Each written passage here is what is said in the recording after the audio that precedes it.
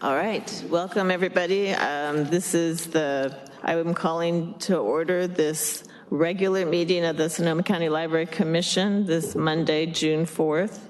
And we do have two commissioners who are absent tonight, David Ebright and Randall Neff. Are there any announcements? Yes. I'm just using this announcement slot as an opportunity to say, my suggestion would be, because DACA is kind of a complicated topic, a little bit complicated, or at least there's a lot to it, and we just received something from Commissioner Hauser about this. My suggestion would be that we have a discussion tonight about DACA, and then we bring it back next month for actual vote, and at that time, we could have a staff report and a legal analysis along with it, so we could have all the impacts understood. That's my suggestion. Other comments about that? No, thank you so much. Well, we have it on for a vote tonight, and at that point, when we have that, because there's room for discussion during this, we can consider alternatives. We did discuss this before it was placed on the agenda as to how we should handle this, and it was requested by the advocacy committee to have it on for a vote. So, any other announcements? All right, so that takes us to action items by resolution. And our first item, 4.1, is a resolution in honor of our recently departed on Friday was her last day at work, Interim Director Tracy Gray. So this is a resolution that a few different commissioners have weighed in on, and our plan is to, if it's approved by the commission and signed, it will be framed and sent to Tracy. So I'll read the resolution. Resolution to adjourn the June 4th, 2018 meeting of the Sonoma County Library Commission in honor of Tracy Gray.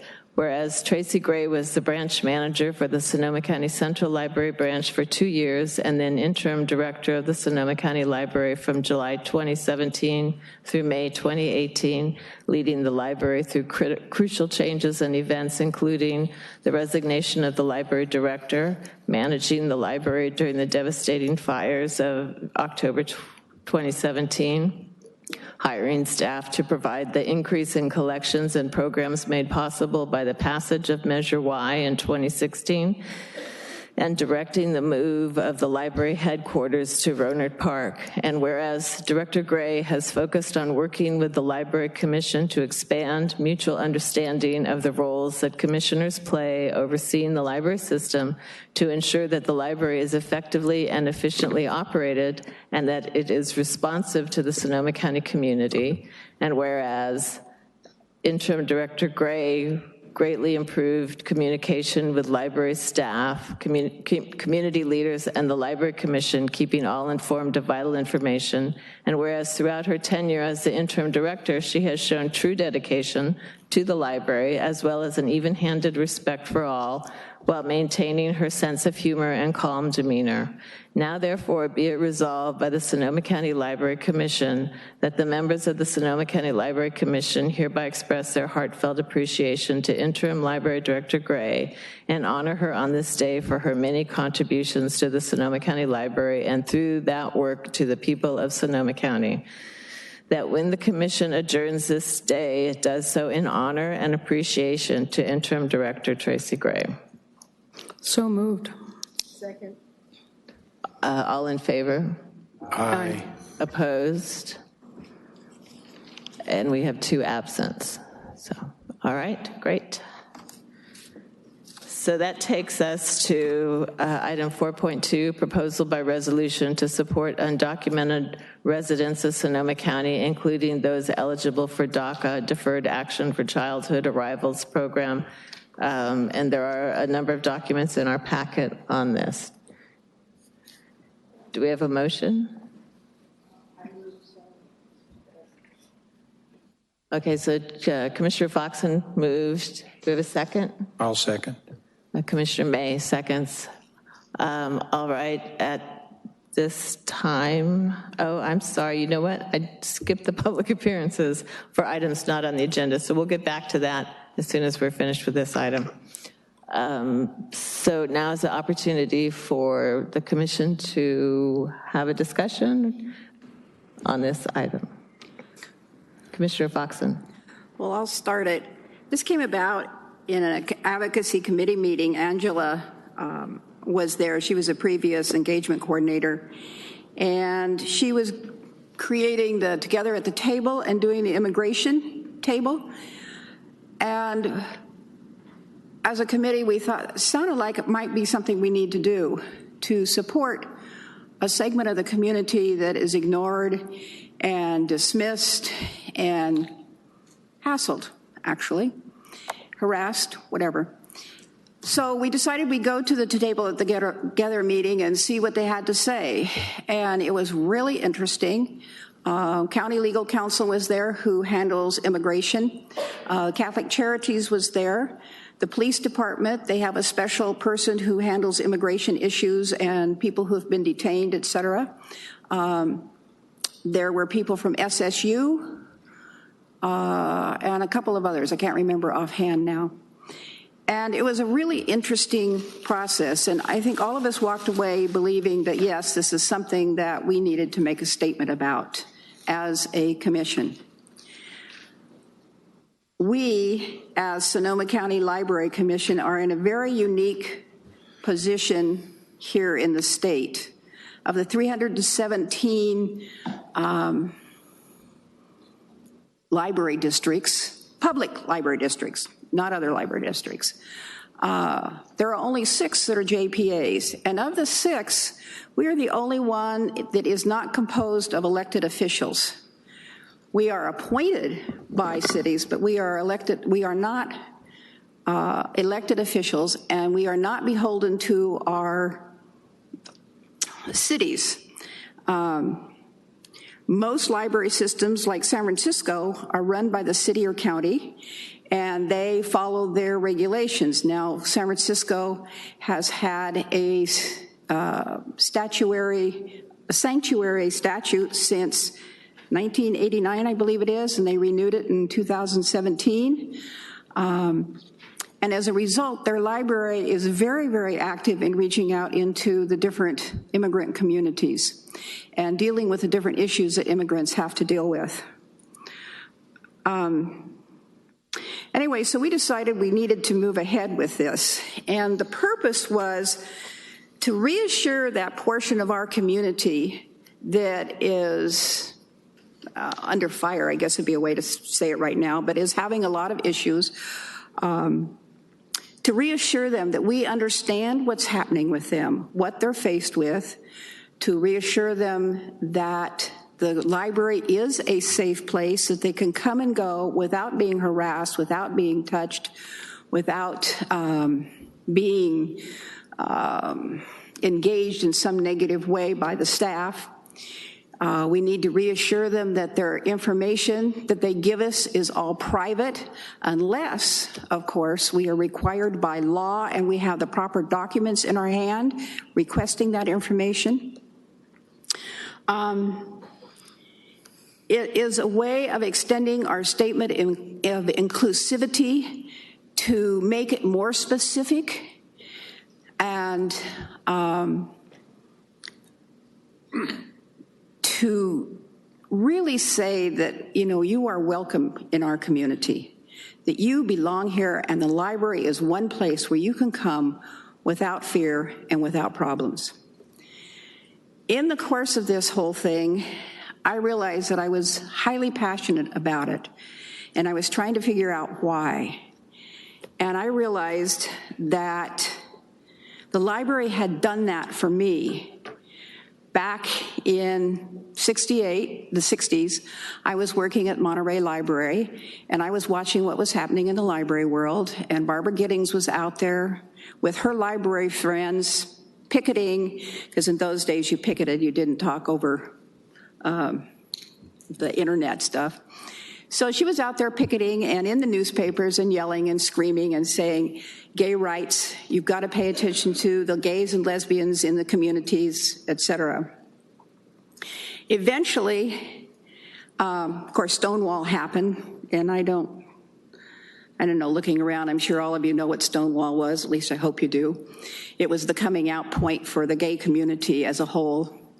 And this just kind of kept moving along. In 1971, the first professional organization was established, and it was established by the American Library Association.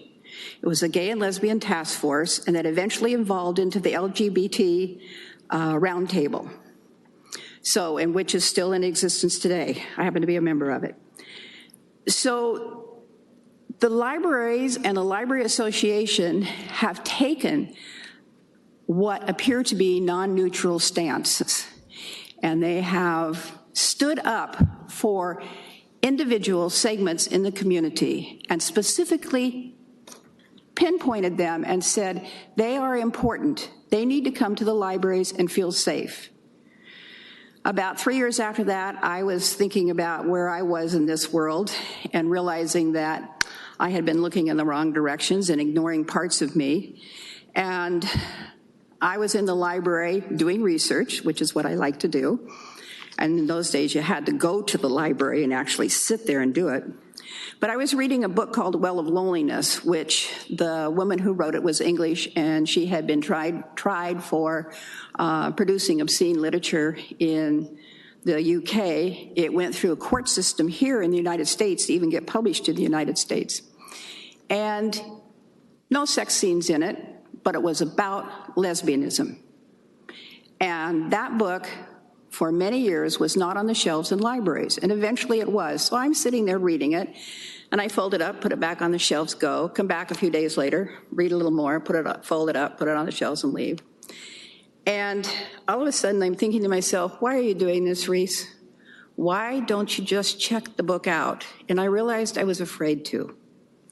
And I thought, okay, you know libraries' history, you know they've stood up for gay rights, you know how outspoken they've been. Just go check it out. So I walked up to the thing, I checked it out. The librarian didn't blink, she just stamped the book, handed it back to me, and I walked out the door. And what I've realized in the process of messing around with this resolution was that was my coming out point. That was the definitive point in my life, because I walked out of that library empowered by that woman. I was empowered by the library. I was empowered by being able to know that somebody provided a safe place and stood for me. And what I've realized is that, in part, some of my passion about passing this resolution is I want to pay it forward and give somebody else that opportunity to feel empowered, to feel like they have a safe place to go in this community, like they are protected to some degree, that their information is protected. And in part, the way I designed and the way the committee designed this resolution is to tell those people, to tell the undocumented residents and their families and friends who happen to be documented that have to deal with all these issues, that they are safe, that we fully understand what they're dealing with. And it's simply statement of facts. If you read the resolution, it says this, Obama did this, this happened, this is what's going on now, this is what we have to deal with, this is what the state's doing, this is what the county's doing, we're supporting this, and this is what we're going to do. So this is the importance of this, it tells this segment of our community who might be afraid to come in, and I did, Angelina told me about one woman she was talking with out at the Other Together at the Table group, that she was afraid to come in. She was afraid to bring her kids to story time because she didn't know if one day the police would show up, and she just did not want to subject her kids to something like that. So there are people out there who are afraid. I've had branch managers, a couple of branch managers come up to me. I have had some people who work in the branches who have to deal with customers on a daily basis and say to me, I really am glad you're doing this because it is making a statement to our community at large and to the specific parts of our community. So this is why we're doing it, and this is why I've set it up the way, well, we've set it up the way we have. We went through like 4 different renditions of it, and I'd write up something, and then people would pick it apart, and I'd take it home and rewrite it, and they'd pick it apart again, which is fine with me, because that's what working together is all about. So anyway, so that's where we stand. That's why the resolution. There are questions on neutrality, and if somebody has questions about that, I'd be more than happy to address them. I got a copy of the American Libraries magazine that's put out by ALA, this June 2018 one. I opened up, and what's the first feature article? What is neutrality? And it is a summary of the President's program at the midwinter meeting that happened in February in Denver on what is neutrality. It was a 2-hour debate. So if those issues come up, I'm going to talk to those too. So anyway, that's it. All right, thank you. Are there other commissioners who wish to? Commissioner Hauser. Reese, I appreciate... Could you speak into the microphone, please? Excuse me. I always forget. I appreciate, your feelings and everything, but I look at this as a specific political document that you've drafted, and it hits current political hotspots. It doesn't just say we support the right of every resident of this county to use the library system. It doesn't just say that your use of the library is private and we will protect that the best we can. It goes on and says a lot of other things. And we're telling Congress what to do and this and that and the other thing. My feeling is that we should not be, as a library commission, engaged in current political issues. We need to take a position and stand by that. And I have presented an alternative which took your language, cut out about 2/3 of your whereases, and comes down to 2 statements: that we affirm that all library services are available to all residents of Sonoma County, and we affirm that all library use records are private and the library will protect privacy of those records.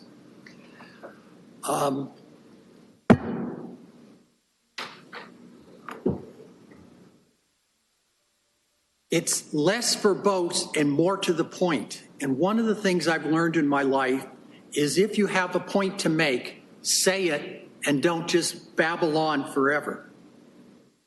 The other thing is, we are not a city council or a county board of supervisors. We're an appointed library commission that, as you said, is unique. And from that point of view, we're not out there looking to be elected. We don't have to hit political issues to get elected. What we need to do is protect the library to the best of our ability. And I'm especially concerned that in about 7.5 years, we're going to have to go back to all the residents and ask for the renewal of the sales tax. And I don't want to annoy anybody. I'm more than willing to let them be annoyed because we take a strict position, but I don't want to annoy them with a lot of extra stuff that doesn't state what the position is. I'm more than willing to support the concept, but as drafted, it's just a political statement to me. It's engaging in an argument that I don't think it's a good idea for us to go to. Comments from other commissioners? Commissioner Heavenridge. I have a question for Tom. How is this any different from what we already are as a library? And we already state. Those are our positions. Yeah, I mean, so this is exactly what the library is right now at this point. It's what we're doing. Okay. It's been our position all the time, and we're just reaffirming. Okay. We're not Okay. telling Congress what to do. We're just saying, this is our position, and we can put it in bold letters at every front door.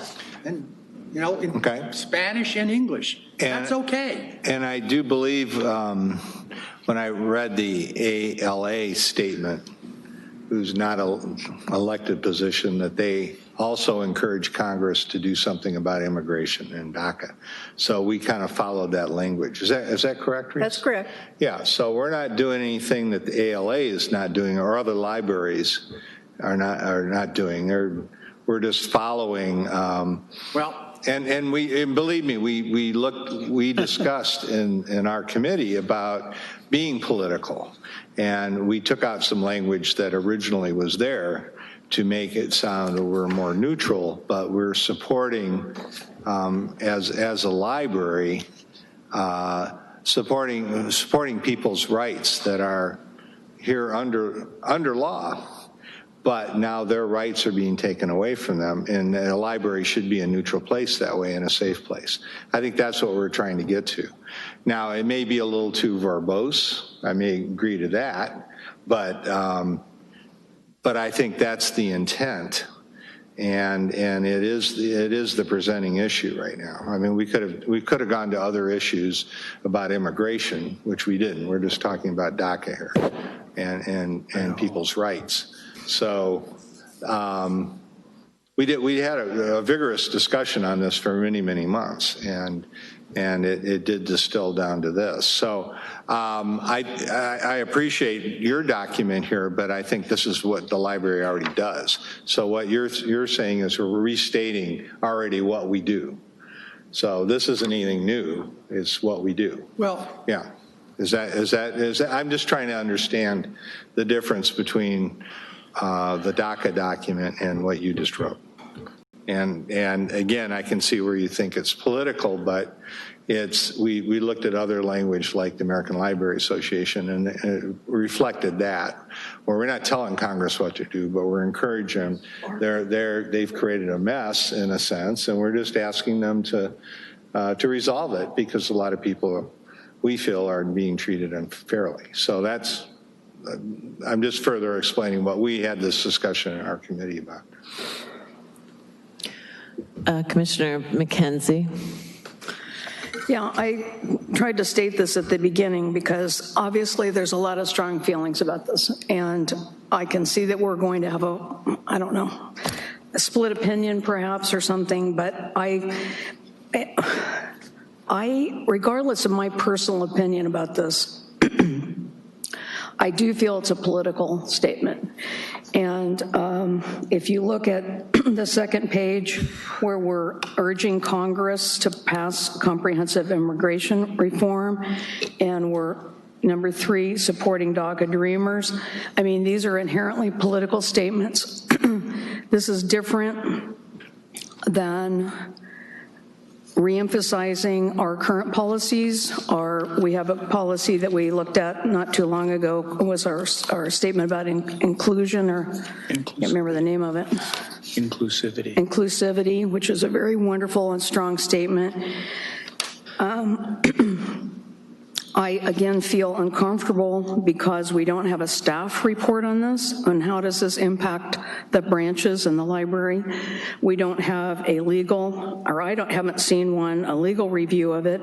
We're talking about kind of guaranteeing a safe space, and I don't know how we guarantee a safe space. Does that mean we have more security? I mean, I just feel uncomfortable about this. I completely appreciate and applaud Commissioner Foxen's heartfelt comments and the impact of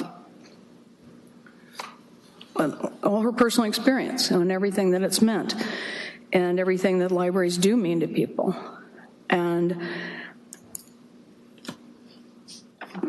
But I personally, if we have to vote tonight, I will vote to abstain because of my feeling that this is basically has some political aspects to it, and we're an apolitical organization, and that we don't have a legal and staff report to go along with it. Thank you. Commissioner Foxen, I seem to recall that this was referred to legal to review, no? I thought Tracy I had believe referred it to. somebody turned it into legal, and they said it was fine. That was my understanding, yes. But we should have that. I think legal, my memory is that legal basically said it's within the purview of the commission to make a statement like this. All right, so are there other comments from the commission? Then I believe that we have some public here who wanted to address this. Any other commission comments before I open it up for the public to comment? Well, I would like to add one thing. I'm sorry, what? Would you like to say something? Oh, I read the article in this magazine. Then I watched the 2-hour video that the article came from, and they raised some issues about neutrality and politicalness. And that basically, there were some that said our sole purpose was to talk about services, facilities, and collections. That was it. Those were the people that were pro-neutrality. The other people, there were 2 pro, 2 con, and then 4 panelists. And the 2 cons raised questions such as, what is a definition of neutrality? Are we actually able to be neutral? By our very existence, we're not neutral. 85% of the profession is non-Hispanic white. 63% of the population is non-Hispanic white. We've had trouble raising or hiring people who speak Spanish. We have trouble getting entities to support Roseland. So we're not neutral. We are not a neutral entity. We can pretend to be neutral, which brings to another point that's raised. Being neutral is a great way of going with the dominant political model and not having to assume responsibility for it. It's a great way to avoid assuming responsibility for your decisions or accountability. And what you're doing is you're abdicating ethical responsibility, and you're going with the dominant power political framework in doing this. So, and these aren't my statements. These are statements from librarians within this discussion. And basically it boils down to, people know what white privilege is? Okay, it's library white privilege is what it is. So I think we need to think about what neutrality is to us. all right. Any other commission comments? At this time, if there are members of the public who wish to speak about this item, I think that the new routine is to use the podiums up there. Yes, thank you.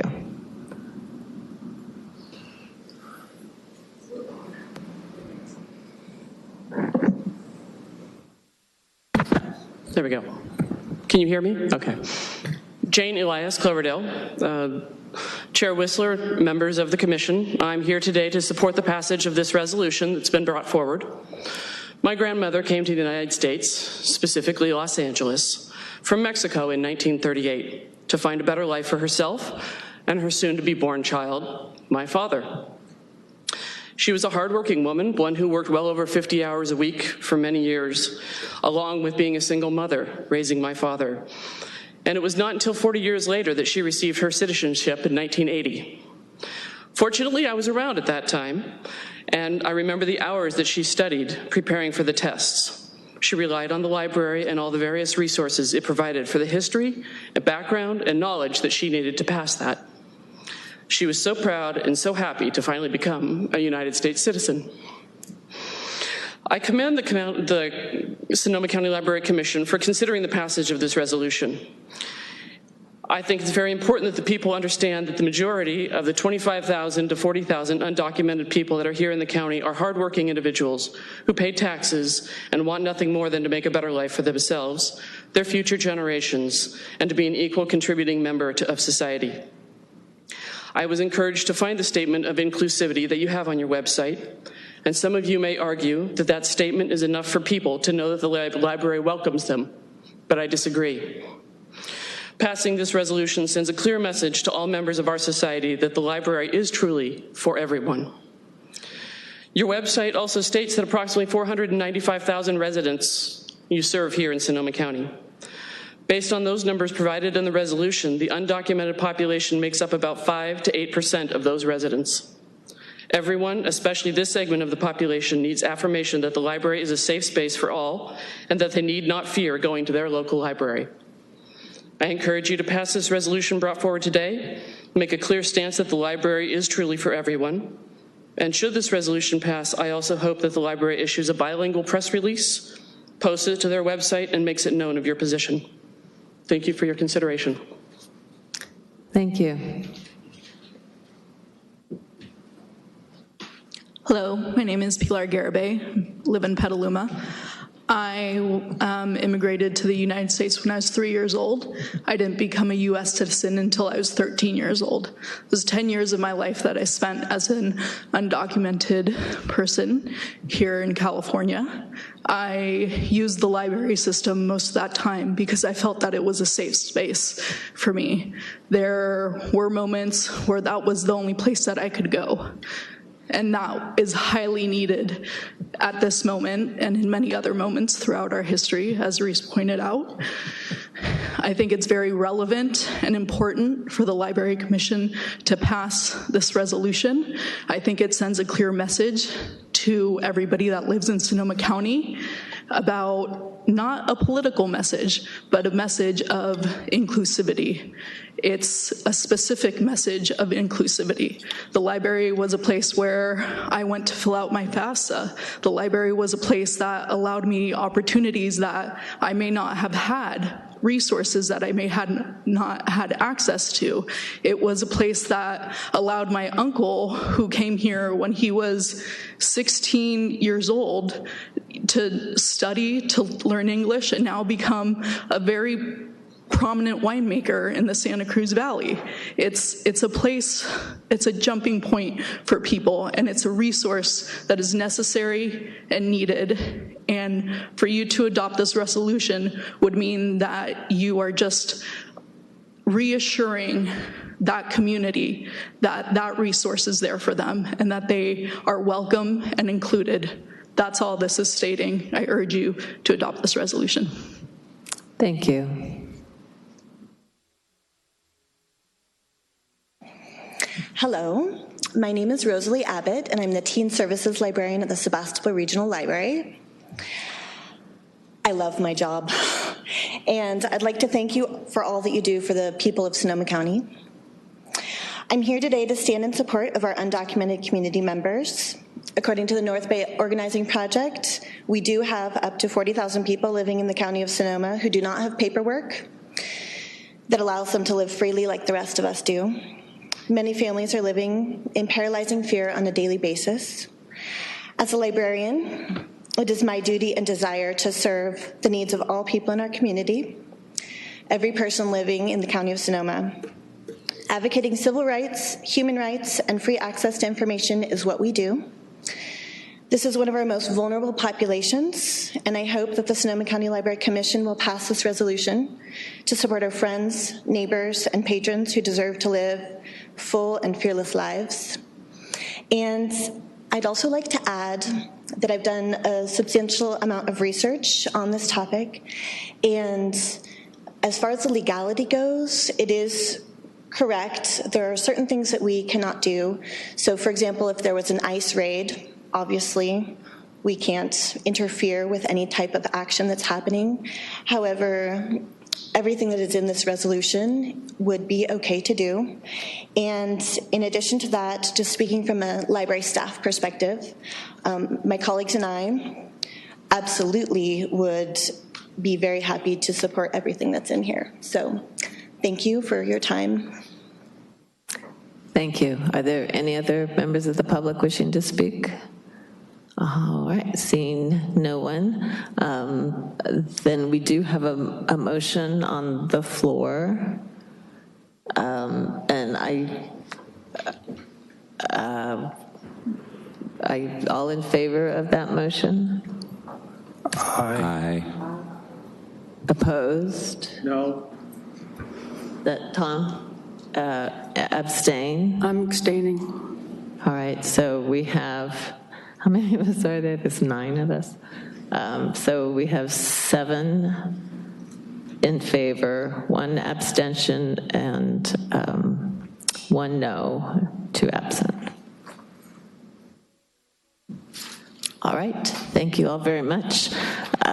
So that takes us to the opportunity for the members of the public to speak, which I left out of our agenda. I apologize. If there's anything that is not on the agenda that a member of the public wishes to speak to the commission about, now is your opportunity to do so.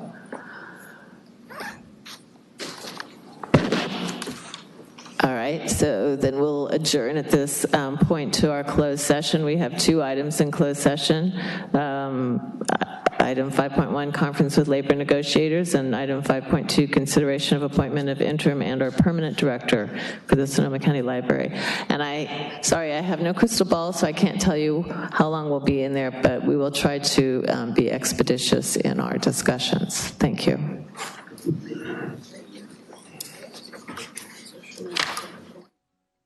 And then how many special meetings can we have between now and July? I think we need 3 or 4 more. 3 or 4 Oh, more. that reminds me while we're waiting. Okay, put this here.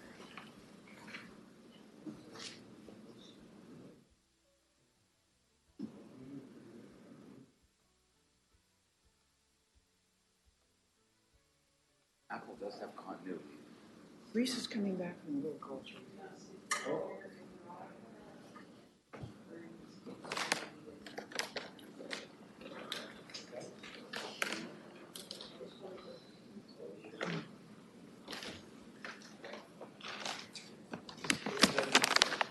Give some to Barbara. There are a lot of things we need to know. One thing I know is I've done very little. Want some, Barbara? And I tend to pick better people. That's my run. Just passing it around.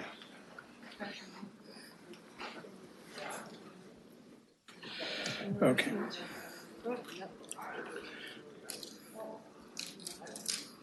Holy cow. All right, we're still short 1 commissioner, but I think we can go ahead and reconvene at 7:45. And reporting out from our closed session, we had 2 closed sessions. The conference with negotiators, no reportable action was taken. So that is, we're on item 6.1. So no reportable items or actions were taken. 6.2, report on the closed session. The commission authorized the Director Search Committee to interview for interim director later this month, and that will be posted because we have an additional commissioner joining that commission. Commissioner McKenzie will be joining that committee, and the commission also took an action to appoint Jamie Anderson as acting library director effective June 2nd in accordance with the provisions of Article 16 of the library's personnel regulations. And the vote to appoint Ms. Anderson as acting library director was unanimous. So thank you very much,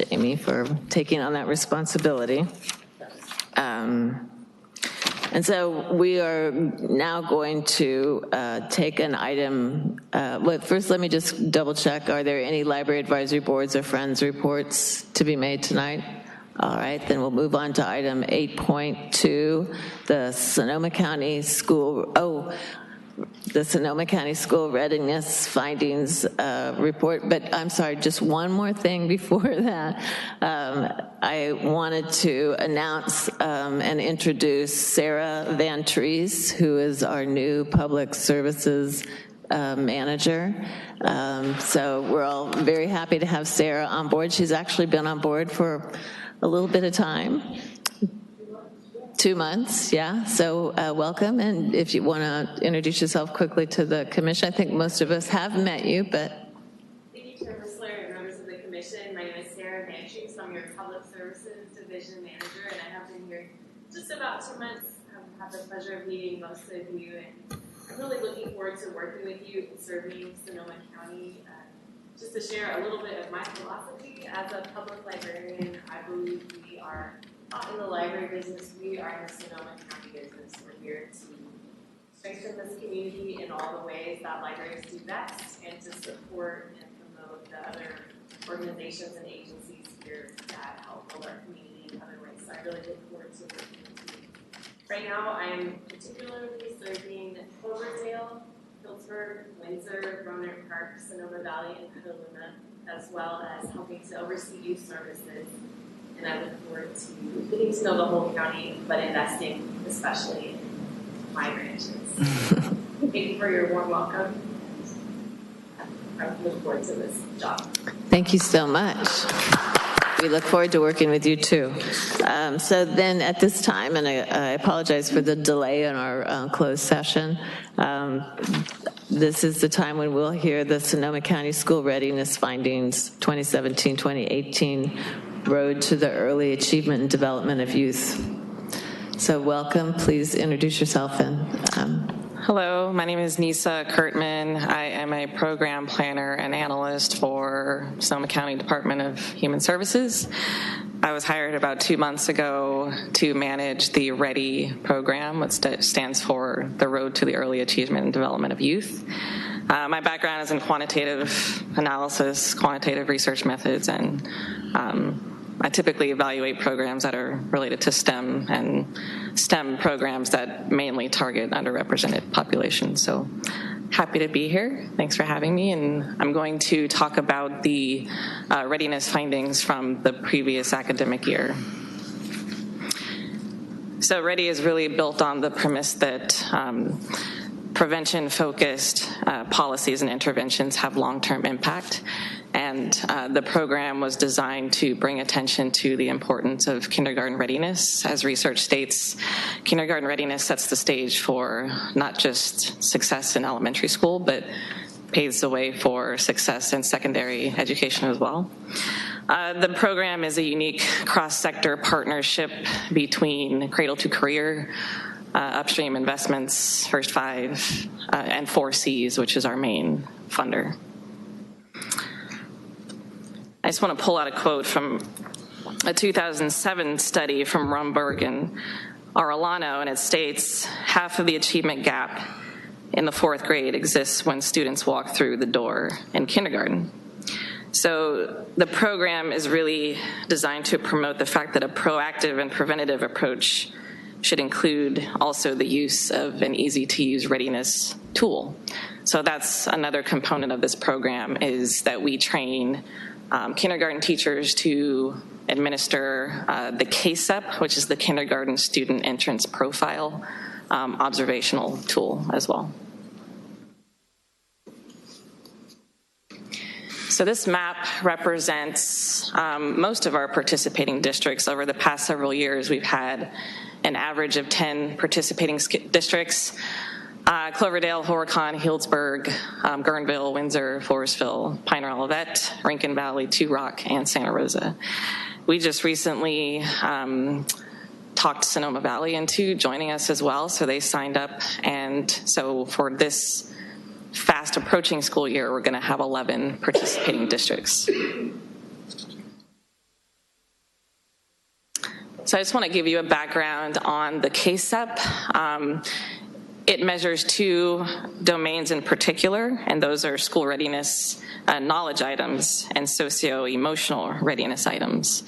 The tool has been used for about 3 years now. The feedback that we've been getting from teachers is that it's very user-friendly, it's easy to use compared to some of the other assessments that they have used in the past. The tool itself is evidence-based. It's a 12-item observational screening tool. And so we're asking teachers to administer this tool the first 3 weeks of school. And it's really just a snapshot in time of kindergarten readiness. It wasn't really designed for pre and post gain, if you will, but just to give teachers and districts an idea of where their students fall on the readiness scale. So the KSEP is one of several tools that are being used. There's also a few items that look at school readiness. They ask family items as well. We've developed a parent survey that we administer in conjunction with the KSEP that really taps or really gauges other early learning activities that may take place in the home, early learning attendance. And so we look at all of these variables when we are doing these analysis of the KSEP scores district by district.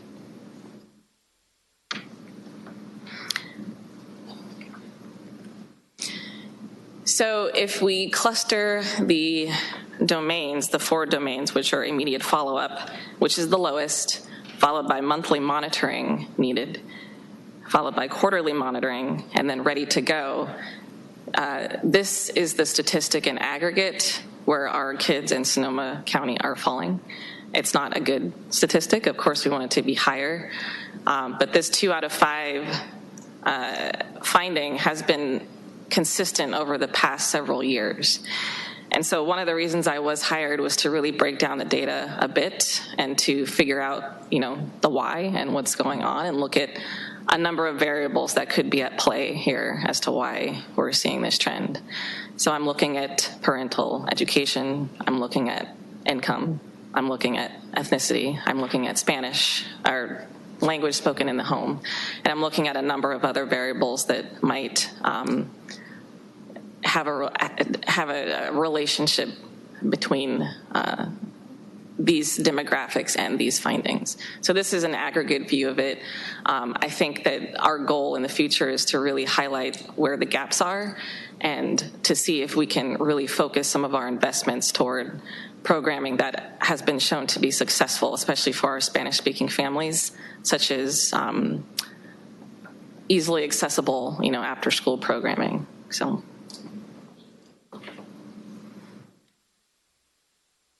If we break down those findings according to the 1 of 4 domains, you'll see that for the most part, the kids are falling in the ready to go category, followed by quarterly monitoring, which is a good thing. This is probably the more positive angle of that previous finding. But again, our goal is to really look at where things are falling over long term. We have, 3+ years of data that still needs to be analyzed. So I consider these findings to be fairly preliminary at this point.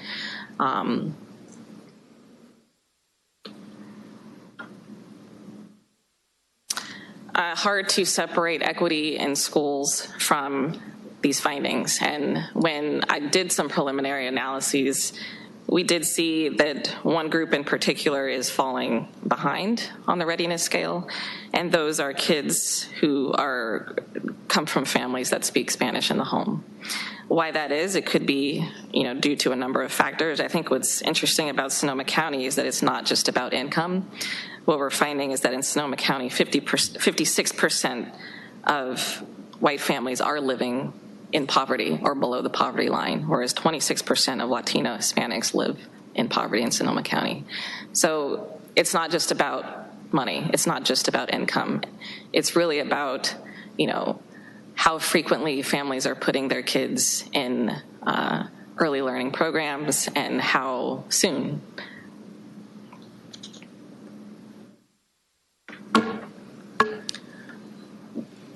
So over the past 3 years, we have noticed some gains with our Spanish-speaking kids, and we've noticed a 6 percentage point increase over the past 3 years. It is possible that we're seeing these trends because of some of our targeted work, and it may be the reason why we're seeing increases in this area. Again, what my job is at this point is to, connect the dots between some of our focused interventions and these findings. It's hard to look at these findings and say it's because of what, we're doing and the support that we're offering schools and districts, but hopefully we'll be able to unpack this a bit more and figure out what is going on in a more detailed manner. This is preliminary, as I said.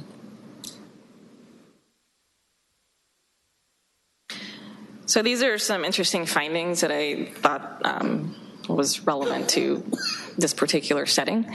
We're noticing that 85% of children attended an early learning program, and then 54% of parents read to their child 5 or more days a week.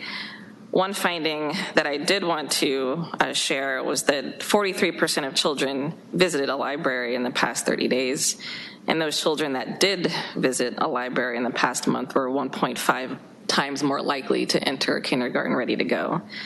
So those are some, trends that we're seeing. I think that early learning activities such as library visits is critical, and we're also noticing that children whose parents limited screen time to an hour or less per day were also 1.25 times more likely to enter kindergarten ready to go. So again, early learning activities that take place in the home, not just at school, do have an impact on kindergarten readiness scores. And, we want to continue to analyze those trends that we're getting from the parent survey and also look at the long-term impact of what we're doing. So this slide really just highlights some of the factors that do relate to readiness. And, we know from a lot of research that a lot of factors are at play here. And again, we're looking at parental education. We're looking at the fact that some kids are special needs, and we may need to implement these screening tools earlier than usual. And reading at home is a big one. Early learning attendance, it's no surprise that the kids who are, enrolled in early learning programs sooner are entering kindergarten ready to go. We're looking at poverty. We're looking at children that attend, not just preschool and transitional, but also licensed in-home care as well. We're looking at any special needs or learning needs. We're looking at reading frequency to kids and any additional factors such as gender, age, and again, language spoken at the home.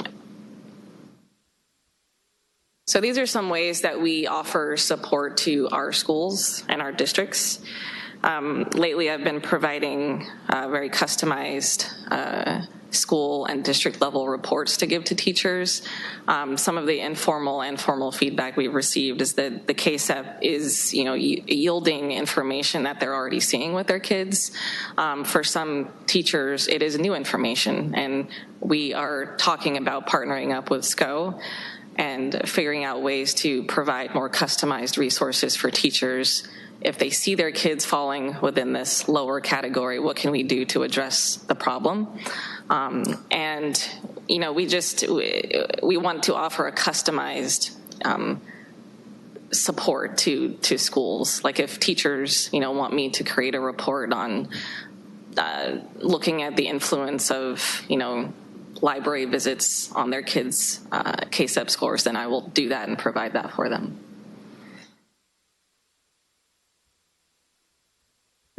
Some of our districts are using the readiness findings in interesting ways. I just wanted to share that the Guerneville School District, about a year ago, decided to sign a data sharing agreement with us, so it will allow us to look at some other assessment data that they have on some of their kids, such as the DIBELS assessment, and really look at long-term trends. So look to see if the kids who were falling behind and on the kindergarten readiness scale, if assessment gains over time have taken place. So I think that having access to district level data, other data sources will be able to link them a bit better, match them based on student, and see what some of the long-term trends are.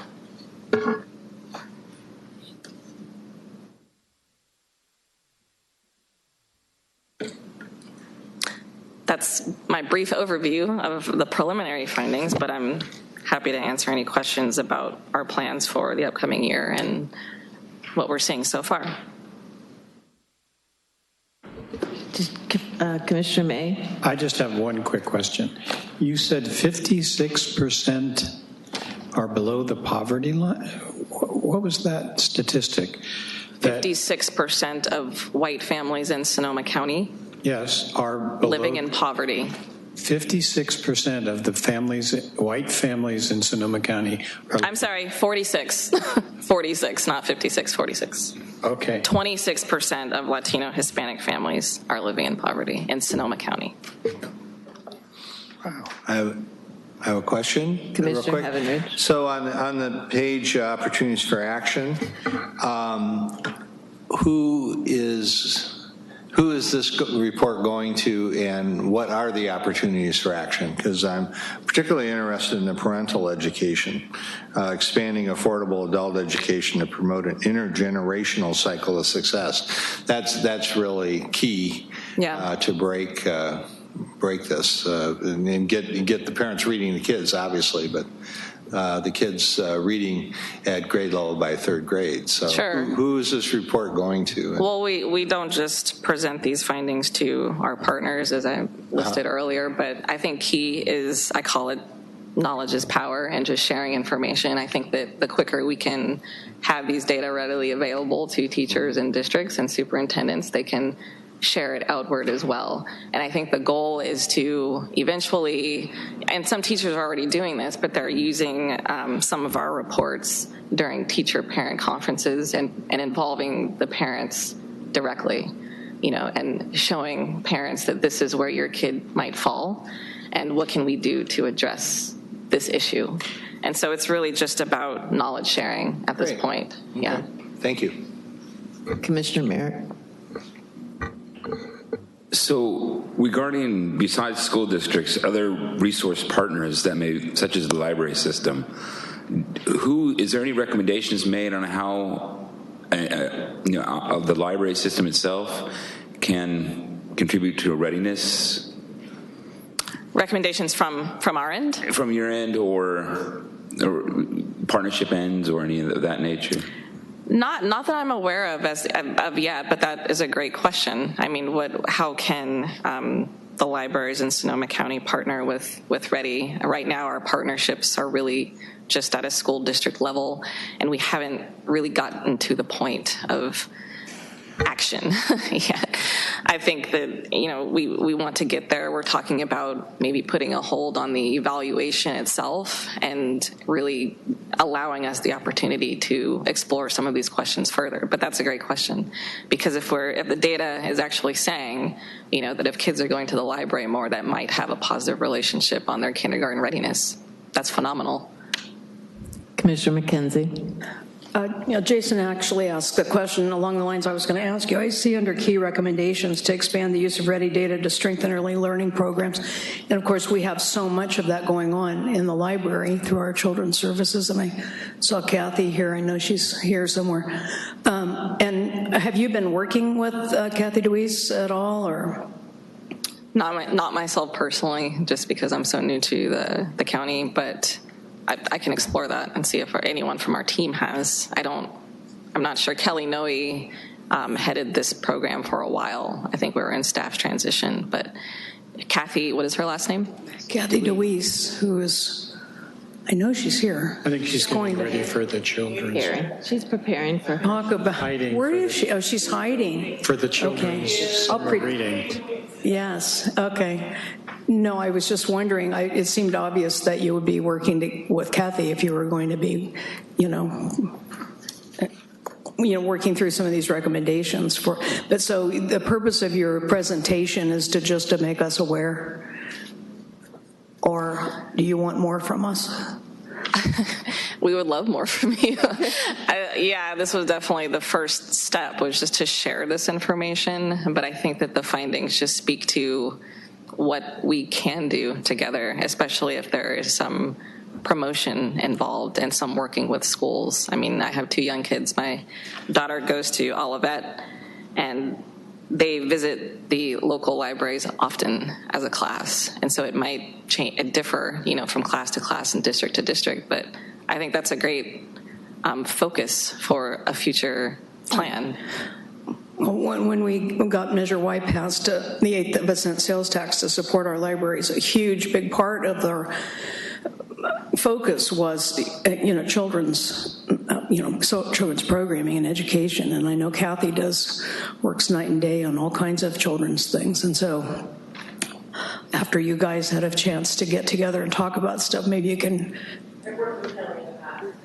Yeah. And one of our former retired library staff, part of the READY program, the brainstorming piece, I think 2 years ago, they were using community. Oh, yeah. Lucinda Wilson, she was part of it. Okay, yeah. So we're having one of those kind of implementation team meetings this month. Maybe we should bring her to the table. Yeah. Great. Okay, thank you very much. It's very interesting. Thank you. Yeah, thanks. Any other comments or questions from the commission? All right. Well, thank you very much. It's a very interesting report, and it'll be interesting when you have sifted through your data some more to hear follow-ups on the keys to opening the door more. Yeah, after 3 years of executing the program, it's time to take a step back and look at what the data is actually saying. So thanks for having me. Thank you. All right, so that takes us to the 8.1 Summer Reading Program presentation with Youth Services Administrator Kathy DeWeese.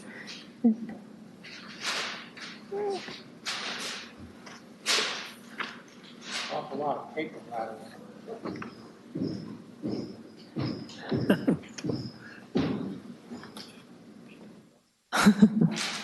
See homeless? Can't have homeless down here.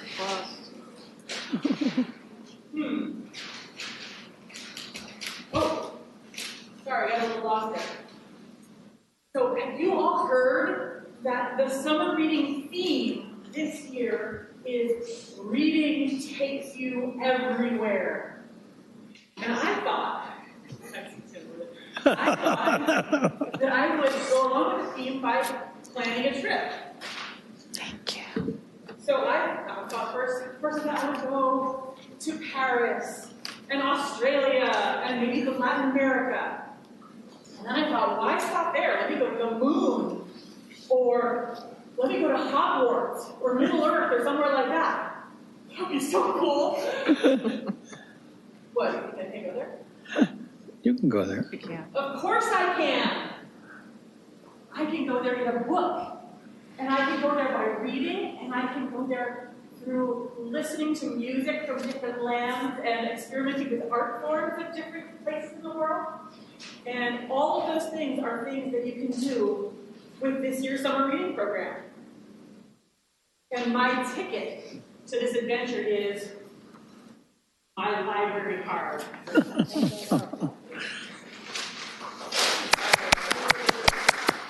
Are you taking this on the road?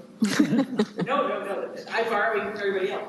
So, this year there are lots of opportunities to travel, both around the county and around the world. The travel agents of the library have set up quite the itinerary. There are events and stops for children, for teens, and for adults. Once again, this year we have reading challenges across 4 age levels: preschool for kids age 0 to 5, school-age children for grades K to 6, and teens grades 7 to 12, and then also for adults. And then we have a whole range of events and activities and workshops to support all of these reading challenges across the county. For kids, you can travel to the Caribbean with the music of Ashiba. You can travel to Australia with Didgeridoo Down Under. Funny that both the children's program and the teen program and the adult program all independently found didgeridoo music this summer. Did you know there was that much didgeridoo music around?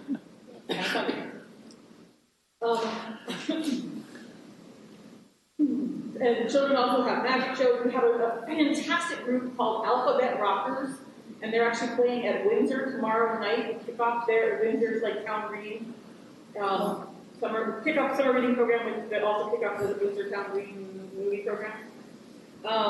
For teens, we have classes and workshops, including things like henna art to learn about Indian culture. We have a Latin guitarist, David Correa. We have Persian-influenced music from Mideast Tapestry Ensemble. We always get to adults in that. The teens also have cooking classes, watercolor classes, learning skills, and practicing arts like comic strip drawing, lots of other fun stuff. There's a copy in your bags of the lineup for the teen program, for the children's program. And I also put in there a copy of the adult summer reading author series. I want to see all of you at every single one of these, except for the one that's right now. Sorry, that's not there. Hopefully they'll have lots of people, but this Saturday, is Luis Rodriguez, and that's going to be hot stuff. That's going to be amazing. What else? These events are all designed to support and encourage participation in the real meat of the program, which is the reading program. And here is, I actually put one in your bags this year. Last year I told you had to go to your branch to get one. But even it's numbered, you're all signed up right now. This is the adult summer reading program. It is fully bilingual, English and Spanish on the same page. We don't have two separate pages to get to juggle so that everyone is included. And they are all kinds of activities. Read something from a book. Learn something from, learn a skill. Read about a current issue. Watch a movie based on a book. Perform a random act of kindness. There's all kinds of stuff, both to become part of your community and to read and to encourage being part of a community of readers. Highlights of this year's summer reading program. Once again, we are following California's statewide summer reading outcomes, which are young children and their parents and caregivers and school-age children feel part of a community of readers and library users. Also, teens make connections at the library. And third, adults find value and enjoyment at the library. Those are the outcomes that we are designing our programs to achieve. These outcomes build on research from Dominican University with a goal to strengthen the bonds that people who identify as readers have with their library and with other library users. We also are expanding our 6-book challenge. We're expanding it to all 4 age groups. The 6-book challenge is based on the research that shows that school-age children who read at least 6 books over the summer can prevent learning loss of up to 2 months of reading over the summer. The past couple of years, we've been doing variations on the 6-book challenge, targeted the school age and the teens because they are the ones who are primarily affected by that summer reading, summer slide. This year, you know what? Why not streamline it and let everyone have a 6-book challenge? So the adults, you guys have a 6-book challenge, and you get a 6-book challenge, and you get a 6-book challenge. And then there are prizes and incentives for each of 5 levels, plus the 6-book challenge, and then also a blackout for the whole thing. And again, the data that we get from determining who has met that 6-book challenge is one way that we can demonstrate the value and importance of our summer reading program to our stakeholders.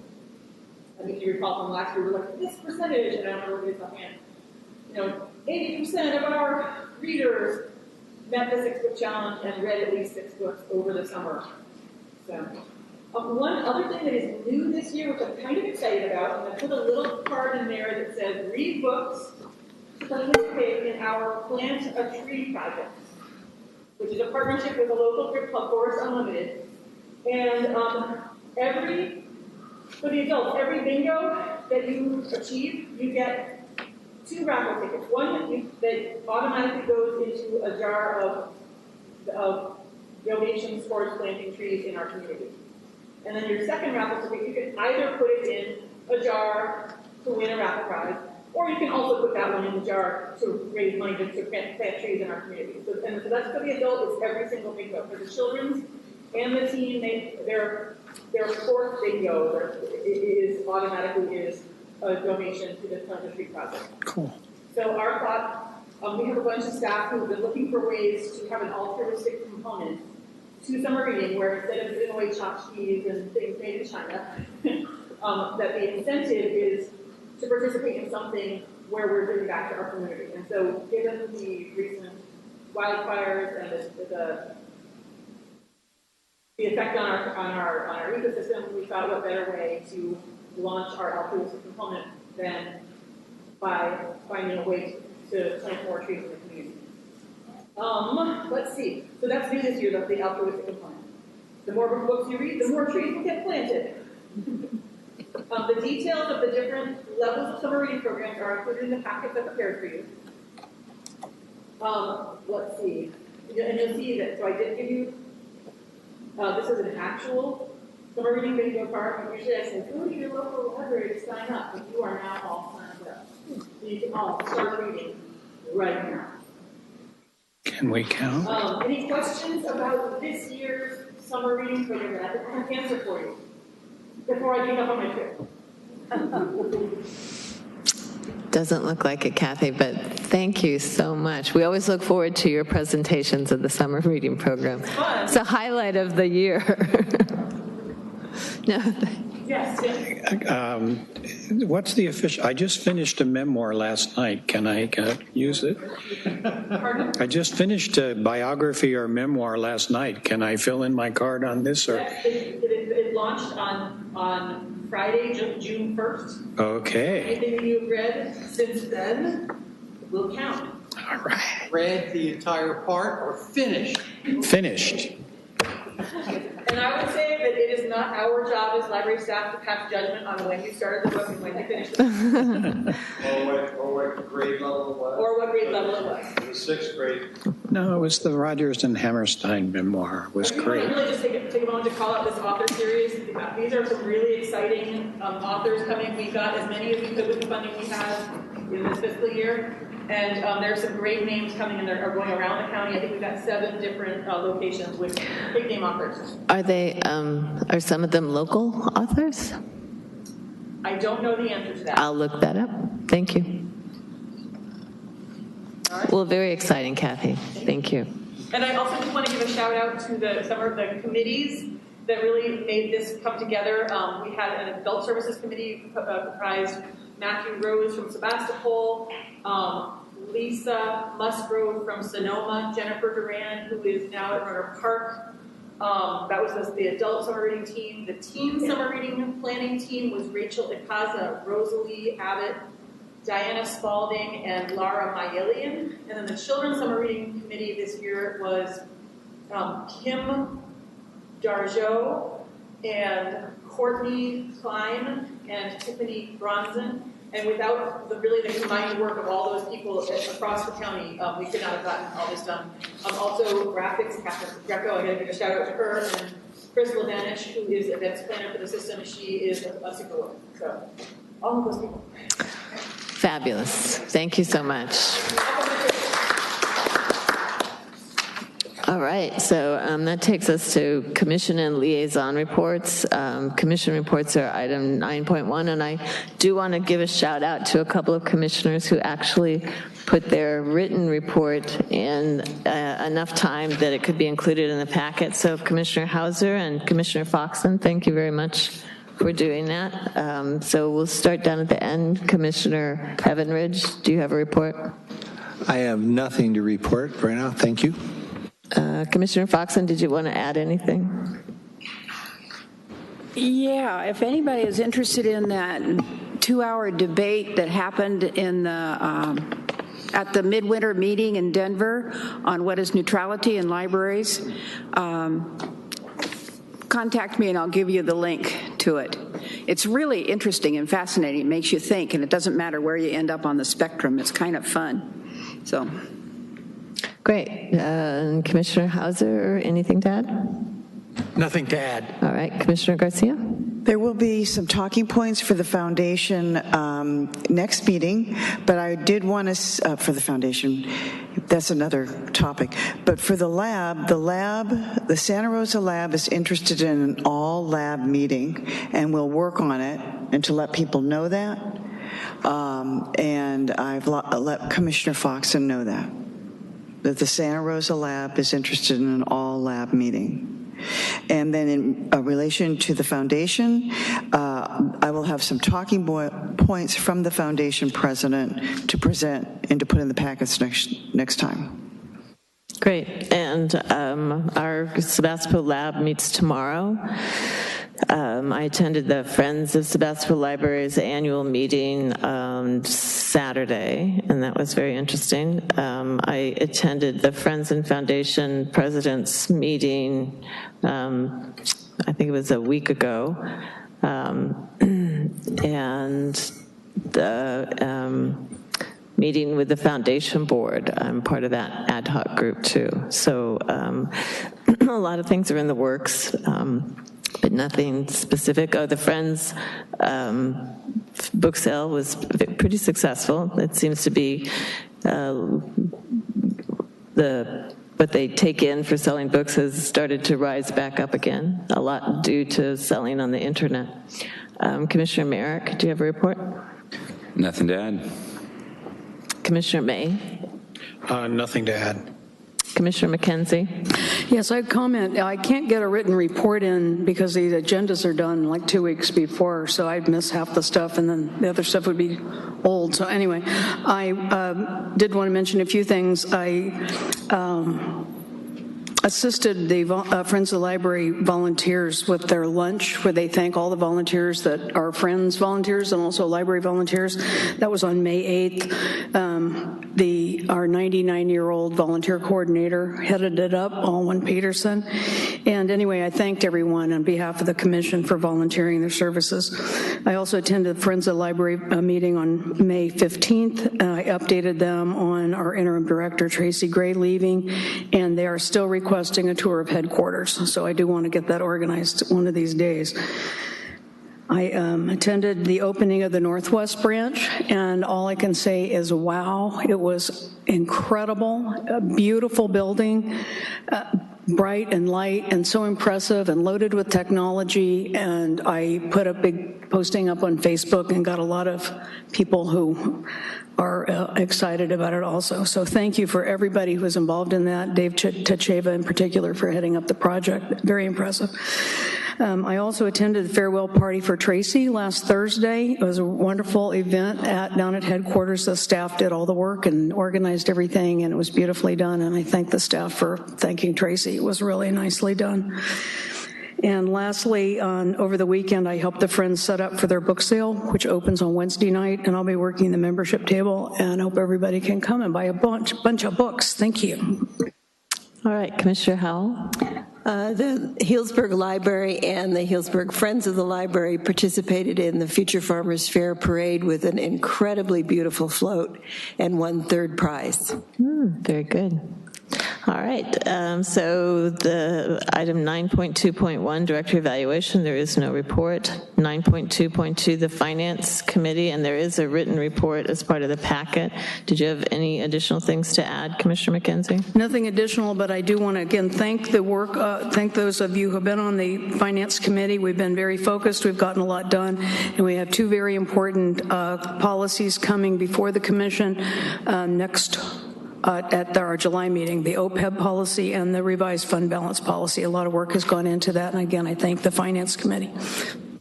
All right, and item 9.2.4, the Foundation Liaison, Commissioner Garcia. I will have a more detailed report, besides the chocolate and cinema, which is going to happen in August, a more detailed report to go into the packet. Grease is the movie. Grease is the way, yeah, Grease is the movie. Don't forget to dress up. Okay, 9.2.5, the Ad Hoc Standard Operating Procedures Committee. I just set everything aside this month. Okay. Let's see, the Measure Y oversight, they should be working on their report, does that? Yes, the committee hasn't met though. since the last When is their next meeting? They're going to present the report at our September meeting, I believe. That's what they decided at the last meeting. All right, and Excuse me, 1 minute. I would want to remind the commissioners that are leaving the commission that the Measure Y committee membership is only for our terms, so that we will need to have new members on that committee. Correct. So 9.2.7, the Ad Hoc Director Search Committee, I think I announced after we came out of closed session that we will be scheduling interviews for the interim position, and we have an additional commission member adding into that committee, and that is Commissioner McKenzie. 9.2.8, the Ad Hoc Foundation Commission meeting. And that group met, I think, the end of April. And we had a very lively discussion on items of mutual interest. Our focus currently is to talk about the advertising around the bookmobile. We also we made a lot of progress in our discussion. There is a plan for quarterly reporting by the foundation, and I believe that it would be by the foundation president or her designee, and the president is Adriana Arazon. And so I believe the plan is that beginning in July, she's going to come and just make a quarterly report as to what activities the foundation is working on for the library system. 9.2.9, the Ad Hoc JPA and Commission Bylaws Review, and that Tom Hauser is the chair of that, and there is a report in the packet. So did you have anything more you wanted to say to that? We're planning another meeting pretty soon. Okay, great. All right, so that is all of the commission and liaison reports. Any questions or discussion on correspondent and press coverage, item 10, that Jane had sent out earlier. Thank you very much, Jane. And then we have items on the consent calendar. Are there any members of the commission or the public that request an item be removed from the calendar and have it placed under action items? I just have two questions. Can I ask a question, get a simple answer, or do I have to remove it? I think you can ask a simple question. Okay. The first question is, I'm assuming the meeting times are being changed because of accessibility City Hall scheduling, yeah. Okay, that's number one. And number two, with the bylaws, they're here for a thing because of the change of address, and you're going to further review them? Correct. That's just a technical change that needs to be made. So we'll get more input from, okay. Yeah, that's just because the library headquarters has moved. Yeah, okay, I just needed to clarify. So nothing of substance. All right, so if there are no objections from the commission to these items on the consent calendar, then these items are passed by unanimous approval. So that takes us to item 12.1, the interim director's report, and the item 12.2, the management report, to 12.2.1, the monthly activities report. Are there any comments or questions about those two reports? I just, again, always have to comment on how much you all accomplish and how impressive it is. And even after I'm off the commission, I will make a point to read this report because it's chock full of information. So thank you all for all that you do. Any other commission? Commissioner McKenzie? Yes, on page 160, there's an item about the percentage of checkouts by time of day, looking at the impact of Saturday hours. And I was interested in that, but it doesn't really tell us whether there are more checkouts. It's just kind of the time is kind of spread over the hours that it's open. And I'm hoping that at some point in time, a few months or so, we can get maybe more information on Saturdays and how they're working out. I was down at our branch last Saturday and it was just mobbed. It was incredibly busy. So anyway, but I'm just wondering about the effect of the extra 2 hours. Yeah, I think if you'd like to come and comment, you may. I imagine it'll definitely pick up as time goes by, but as far as the checkouts and the people realizing we're open on Saturdays till 6. Sure, thank you. I can speak to that.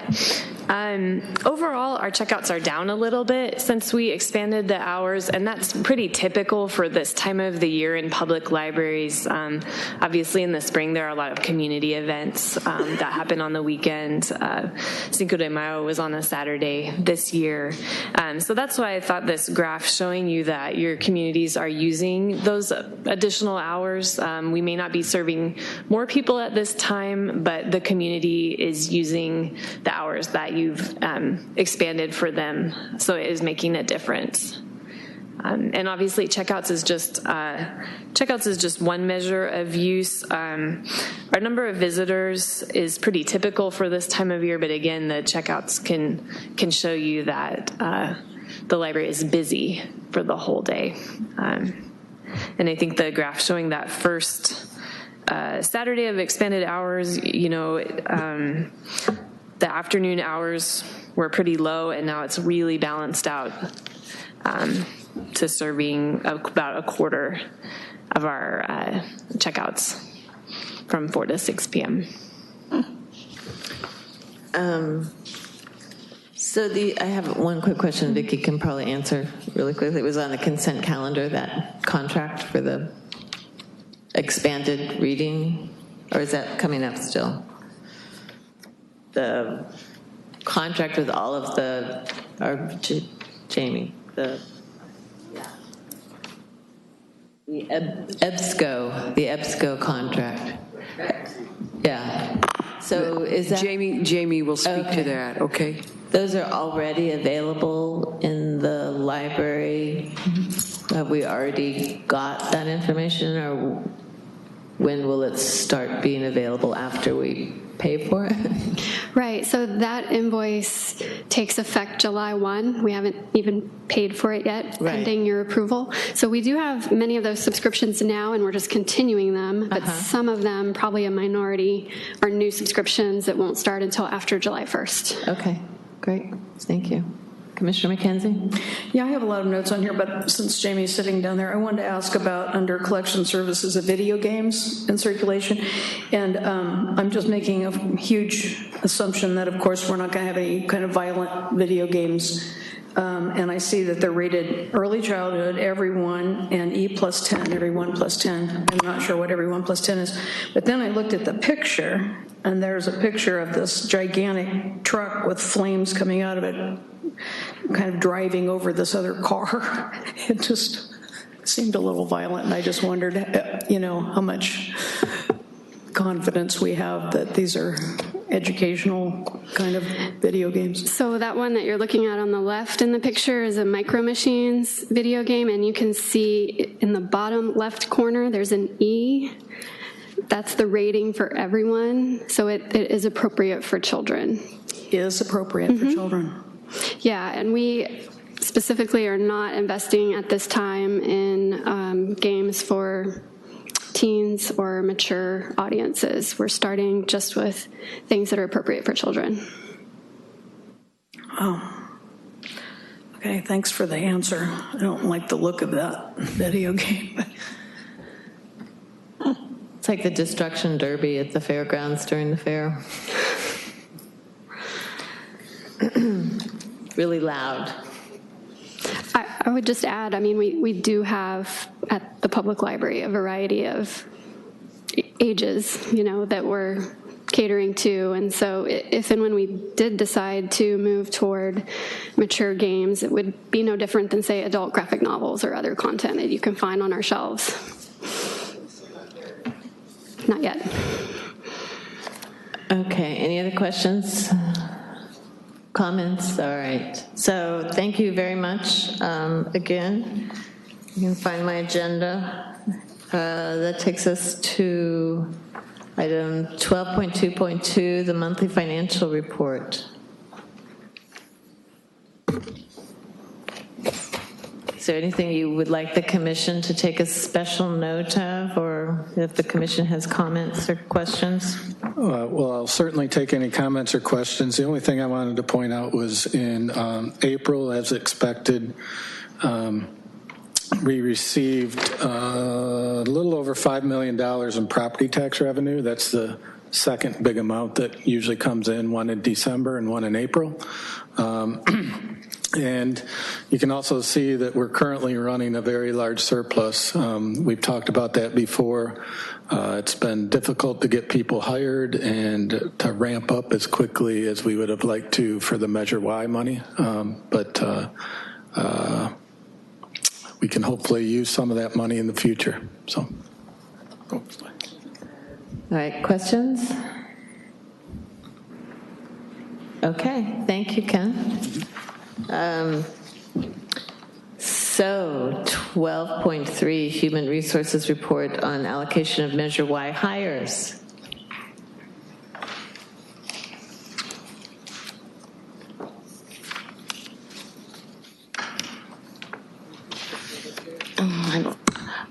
I'm just here to answer any questions you may have as I'm returning with the information that Tom had requested last month. So, right.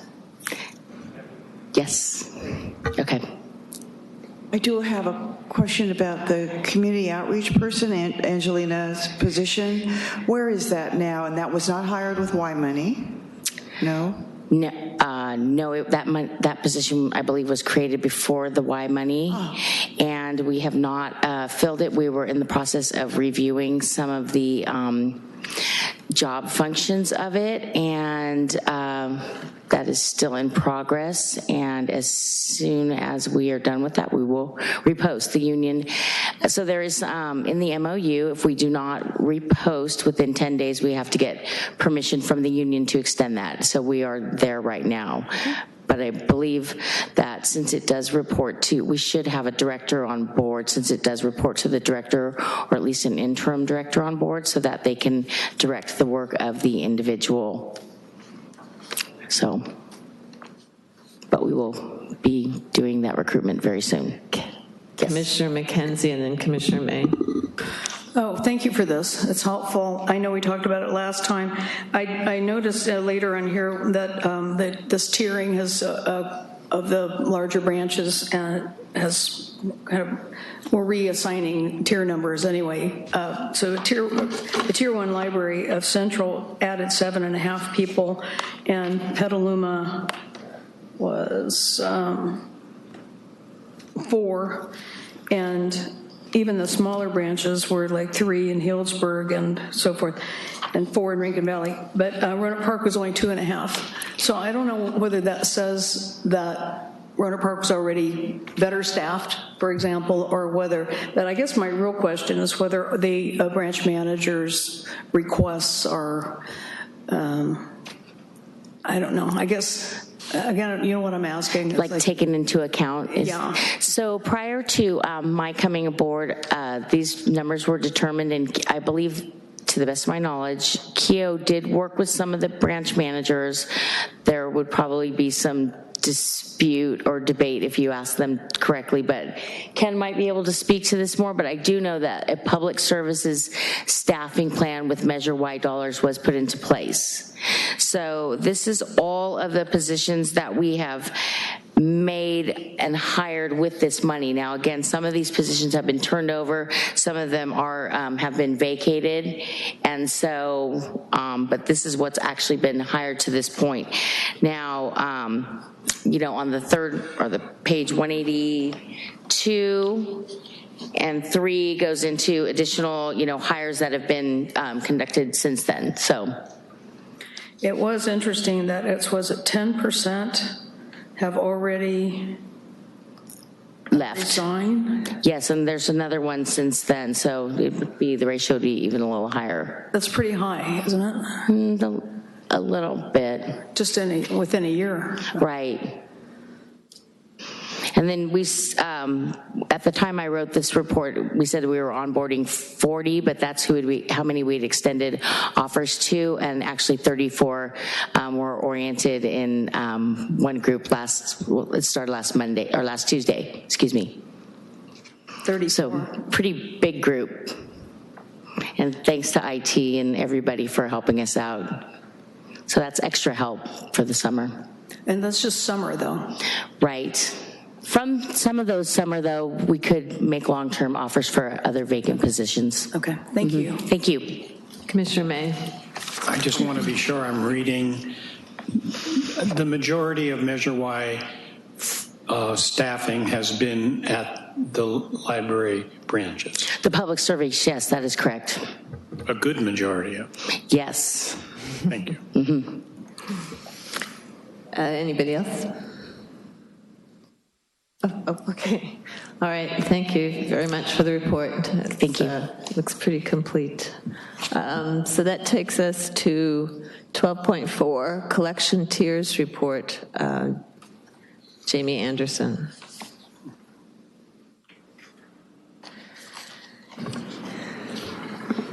So this is also a carryover item from the last meeting where you asked for more information.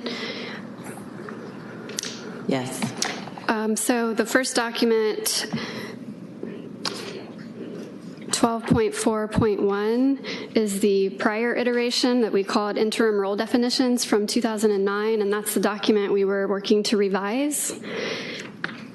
And then you have the new collection tiers document followed by the pyramid that just visually demonstrates the 5 tiers.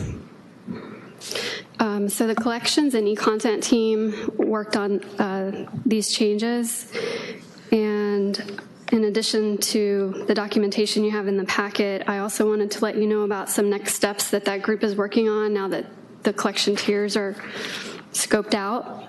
So some of the other things that they'll be working on is defining the reference collections by tier, updating our weeding guidelines, which also haven't been reviewed in about 10 years, revisiting the purpose and goals of the closed stacks collection, which is at Central Library, and evaluating our participation in the federal government depository program.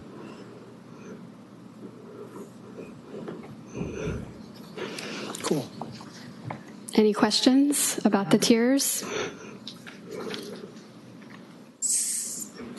It seems to me that Tracy had worked on that federal depository program while she was here. So we're going to be updating our agreement, or what do we? She did work on that. We did have a couple of old agreements with, I think, 2 different community organizations that had ceased to exist. And so she went through the necessary research to find out what we needed to do to update our contracts and paperwork with them. What we're going to be looking at next is we have a small task force of librarians that are going to be looking at evaluating whether we want to continue to be a part of the federal depository program at all, and what it would mean for us to stay in versus pull out of that program. We'll be looking at other libraries in the North Bay area. If they're a part of the program, do we also need to be, and those kinds of things. Okay, so do you have an anticipated end date for the review process, or? It's probably going to take 3 to 4 months for that task force to complete their research and come up with a recommendation. Okay. All right, so the commission will hear about it further. If you like, yes. Commissioner McKenzie? Yes, just a quick question and a compliment to you, Jamie. I think this is wonderful, really clear and appreciated. Under the Tier 1 libraries, I noticed that they are also to serve as a countywide resource for the other tier libraries. What would be an example of that? Well, they're likely to have materials that other smaller branches may not have. So there might be a phone call from a Tier 3 or 4 library to one of the Tier 1 libraries.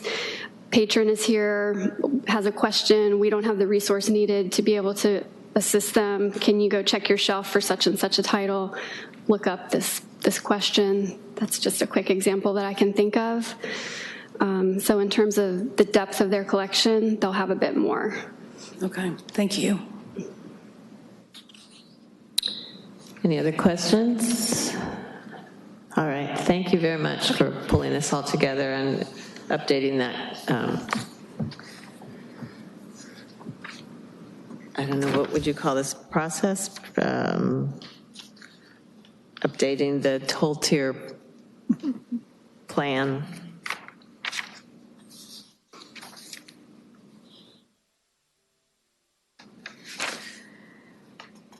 Okay, so this is item 12.5, discussion of commission election process and orientation for new commissioners. So as you know, according to our bylaws, we're to elect officers at the July meeting to take their seats as of August. And so I don't know that, aside from how our bylaws says that we need to have this done every year and have the elections in July, that we haven't really established a process for nominations. I think at one point you had suggested, Commissioner McKenzie, that or maybe perhaps Commissioner May had suggested a nominating committee. Wasn't me. Or some commissioner in the past had suggested that we do a nominating committee. And so, so we could go that route. I had another suggestion by a commissioner who said perhaps people who are interested in putting their name forward for chair or vice chair should state at this meeting that, you know, in July that they would be interested in being nominated and having a vote taken as to whether they should be chair or vice chair. And I just wondered if the commission has given any thought to this or what your wishes are. Commissioner McKenzie, I see your hand. Yeah, I just had a few thoughts. I think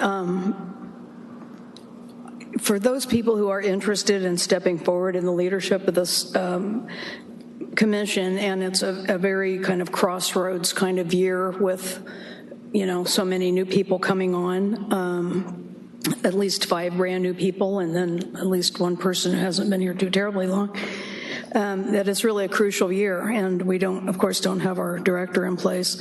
So what I'd really be interested in, those people who are interested in becoming the chair or the vice chair, I'd really like to hear something from them before we vote on what their plans are, the goals and priorities, how they would see leading us forward. I would also really like to see the chair and the vice chair work closely together, probably, you know, develop the agendas and just be very closely involved in everything, so there's a really close backup there. And then at the end of the year, the vice chair is, one would assume, ready to go because they've been very involved in everything for a full year. Some city councils, I know we're not a city council, but some city councils choose their mayor by, you know, popularity and, you know, and that kind of thing. And then some city councils do it on regular rotation method, which we could do, except in an 11-member commission, some people would be waiting 10 or 11 years to be the chair. So, but I do think we just need, what I would like anyway, that would be my preference, would be to have people make a statement about where they think we're going and how they would like to lead us going forward, so that when we vote next month, we have a little clearer idea of what, how they see the leadership of this organization. So it doesn't have to be tonight. If people don't know, it could be tonight if people do know, but certainly before we vote next month, we have some clarity.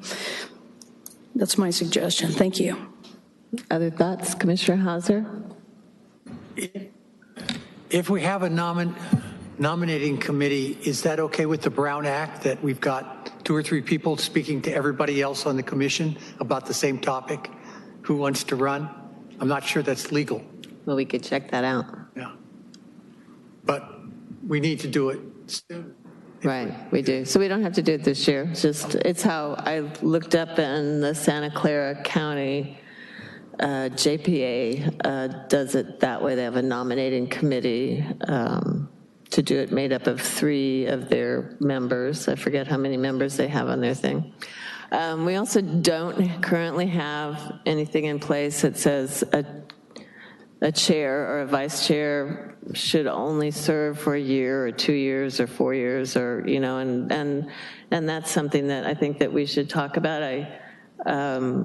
You know, depending on the circumstances, I think 2 years can be a really long time. But it also does take a little bit of time to kind of get up and running as to what you're doing. So that might be something for the bylaws committee to take a look at and make a recommendation for the future. But it's certainly, you know, something that, I mean, we have to do our elections every year, so should there be a term limit for chairs? You know, should there be an automatically step up? We had kind of loosely in the past had an automatic step up of the vice chair to the chair position, but that kind of can fall through the wayside if the vice chair steps off the commission.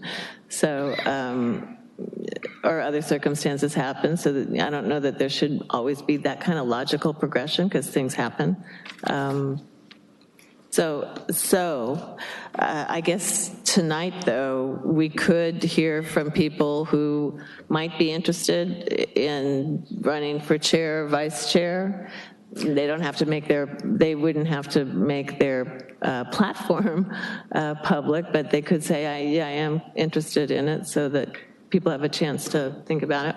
Could I just ask you, as our current chair, and Tim, as our past chair, to just say a few words about being the chair? My observation of you both is that it's a tremendously time-consuming and demanding position. You have to be involved in at least some of the committees, or at least it seems to have worked that way. You know, there's just quite a bit of time involved, and I think I was talking to Carla about this earlier.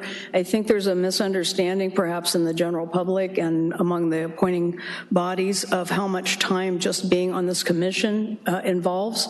It's way more than a Monday meeting, and in order to really be involved, you need to be a participant in one of the committees or more of the committees, and certainly just being the chair and in the leadership position, it's very involving and time-consuming, and I do thank you both for all the time that you both put in. But maybe you'd want to give us a couple of words of wisdom. Not at this late time. We'll think about it for next meeting. There is something that I read someplace too. Yeah, we'll definitely do it for next meeting. How about that?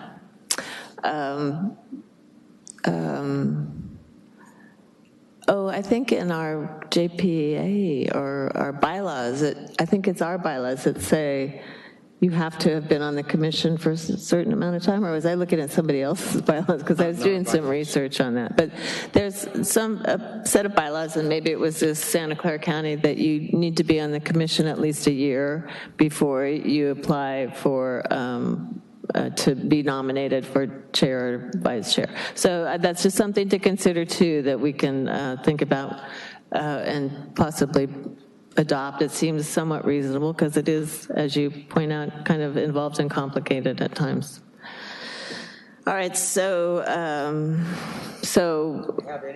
is there anybody who's interested in admitting that they might want to take on the duty of chair come August? Reese. Reese, okay. All right, so, we'll have more discussion next time, but I did want to at least really start this discussion. There are a lot of ways to do it. We've talked a lot about redoing our standard operating procedures and we periodically look at the bylaws. This seems like something that probably should be in the bylaws once we adopt, the process and the duration of terms and how you get nominated and that sort of thing, because I think it really does. Or maybe it should be SOP, but we can delve into that. But it seems like it should be at least written down so everybody is aware of it, because I admit that in the past it's been kind of a mystery how it all works, because it was not written down. A little bit of history. In the old commission, we would put names in a secret ballot, and Keo would leave the room and tally them and come back in and say who was going to be the chair. And then we found out that was illegal. So a little bit. That was before my time. I didn't know about that. And then it was just a mystery about how it all worked. All right, so then we also have on this same 12.5 to talk a little bit about orientation for new commissioners. And let me just point out it's almost 9 o'clock, and we have a few more items on this agenda to get through. So what is the best way to handle this? I mean, we have talked, I know I am a firm believer that orientation should be handled. The library does some packet putting together and some meeting with the new person. I've been trying to meet with the new commissioners, and Commissioner Merrick and I have a scheduled meeting next Wednesday to talk about some stuff. This Wednesday. 2 days from now. And so, I know there's a lot of holes in learning what you need to know to be a commissioner. So if we each got a binder filled with information, I think, when we became commissioners, it would be helpful if commissioners would at least write up what things they think are missing and things that they think should be addressed for new commissioners. And if you could do that, that would be really helpful, because we do, as you know, we'll have new commissioners. And if you could send it to Jane so that she can put it all together and we can take a look at it and definitely talk a little bit about that next meeting. And I also want to talk about training for the commission, for the new commission when it gets started in August from our legal advisors. Didn't Tim volunteer to head a little committee to organize that activity in August or September? I believe I was sitting on my hands when that. No, I'm sure you said you'd love to do that. If I had, I have so much experience that I need to impart this information to new people. I heard that. Did you? Yeah. So you can write up a lot of your thoughts. I'm not a good writer. I would love to meet with 2 or 3 people to talk about an orientation process. You're one of them? Could you set up that meeting? I'd be happy to set up that meeting. We'll meet in July. Is there others who want to be on that committee? Tom, Reese, Barbara. Hey, one more committee.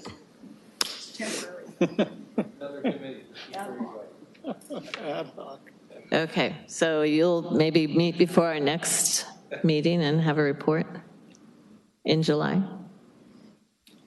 Since I'm not going to be here in August, that seems to make sense. Well, committees can go on. That's true. Okay, so moving on, unless anybody has any other comments or questions, then we have 13.1, delegation of authority. And do I have a motion? I would like to move adoption of this policy. It has been well reviewed by the Finance Committee on a couple of occasions, and basically the only change is about the blanket purchase orders, which is a question that we came up against or earlier in our, during the remodel of Northwest, that was, the staff was seeking a large purchase order, and we said we kind of need some documentation on that. So that has been added under Section G. And anyway, so the Finance Committee certainly has seen this and recommends the passage, and I would I would move that we adopt it. I'll second. Never mind. All in favor? Aye. Opposed? Abstentions? Okay, all in favor except 2 absences. All right, so that takes us to 13.2, approve renewal of workers' comp insurance policy. Do I have a motion? Moved. So I heard Tim and Linda. All in favor? Aye. Opposed? Just a moment of discussion. I did want to point out the great news that it's 15% lower than last year, and the mod rate's gone down, and so obviously we're doing a very good job internally, and thank you, HR, and whoever else is involved in lowering our rates. It's a significant improvement. That is significant. Okay, good job. Okay, now moving on to 13.3, approval of discrimination, harassment, and retaliation prevention policy. And I have a motion from Commissioner Garcia. Second. Second from Commissioner Heavenridge. Any comments, questions, discussions?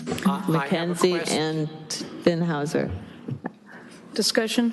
I think this is great. I did think that we were trying to cover all of these items in the form, because now it's been renamed complaint of discrimination, harassment, and/or retaliation form, which is great. It's fine. But when we get down to like the question, indicate the person or persons you believe discriminated against you, that needs to be expanded to discriminated, harassed, or retaliated against you. The same thing with date of the most recent act of discrimination needs to be harassment or retaliation. So I think the one form is fine, but it does need to list all of the things that are being addressed for consistency. Did I go too fast? Do you understand what I mean? That's the complaint form? The complaint form on page 231, it has the title that it's discrimination and harassment and retaliation. But when you get down just a little bit, 2 or 3 lines down, indicate the person or persons you believe discriminated against you. And it should say discriminated, harassed, or retaliated against you. And the same thing would be true a few more lines down, date of the most recent act of discrimination, harassment, or retaliation. Oh, and then the next line, cause of discrimination. That should also be corrected. So if we're going to use this all-purpose thing, it needs to be all-purpose on all the sections. So I'll make it say a word that says aggrieved, or all 3 of the things, or something to capture the meaning more accurately. I don't think the form necessarily has to be approved by the commission, but it's more, the policy is what I was getting at, because the policy is really, but it will be changed before I put it up there on the website. Okay. Yeah. Okay. It's on the calendar for approval by Right. Yeah, not discussion. This is a motion. But I think Suzanne has a good point that we don't, this is more of an internal procedure. They can, yes. So I do have a question about the policy, page 227, 7 of 10. We named Suzanne specifically as the human resources manager who complaints are to be made to. What happens if Suzanne leaves? Oh, I thought you were going to say, what if the complaint was against me, which could also happen. Then we have to bring the policy back. Well, should it just say generically the human resources manager? Right. Yeah. Probably. Yes, it could say that. However, in the policy that we have for the ADA discrimination, or the ADA policy, we also name me. Yeah. I'm just saying it makes for extra work, just like we have the bylaws, we've got to amend them because we moved the headquarters to Rona Park. Mm-hmm. In the ADA thing, didn't the law require that we actually name the person? It seems like we had this discussion where it said it has to be a specific person. Anyway. Right, I can verify that. I believe that it was the same thing here, but I'll review it, and either way, I can bring it back up for approval, because I'll just bring them both back next month. If the policy says that, I can't remember. I've looked it over so many times, and it's late. I'm sorry. I'm sorry. It's okay. We're with you. Yeah, but either way, I'll make the changes to the form. Okay, so we'll put this on the consent calendar then next. Okay, that sounds perfect. Thank you. Okay, so then we come to lab appointments. Did we miss? Oh, that was. It's Sonoma. She's a reappointment. She's been on there. She's a good person. We want to keep her. I ask that you approve her, please. I so move. And I second. All in favor? Aye. Opposed? All right, very good. All right, so are there items that we want to include in the commission notes? Presentation on the summer reading program. The opening of the Northwest branch. The interim director? What do we say?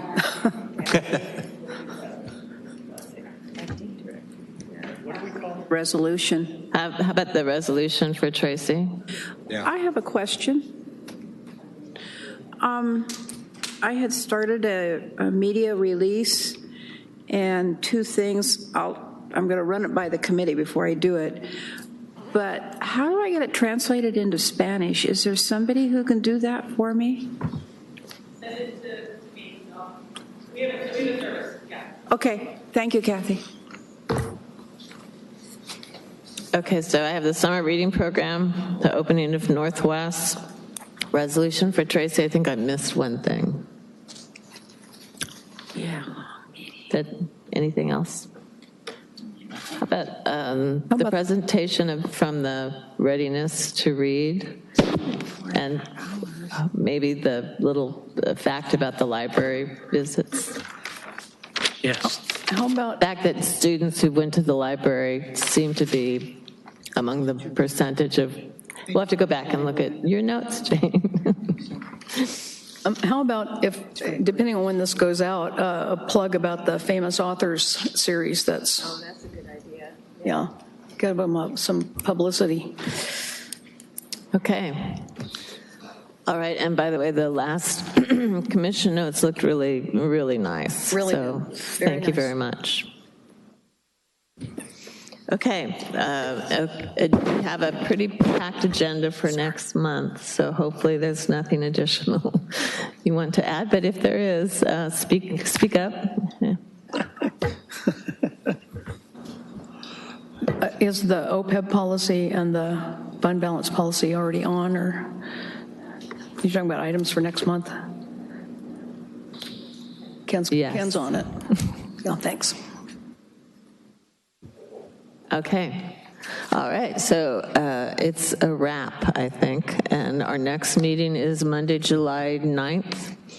And is that at 6:30, since we adopted that new policy? 5:30?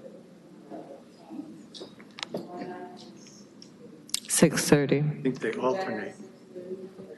Well, just because the city of Santa Rosa has something scheduled that we won't be able to. Santa Rosa won't let us.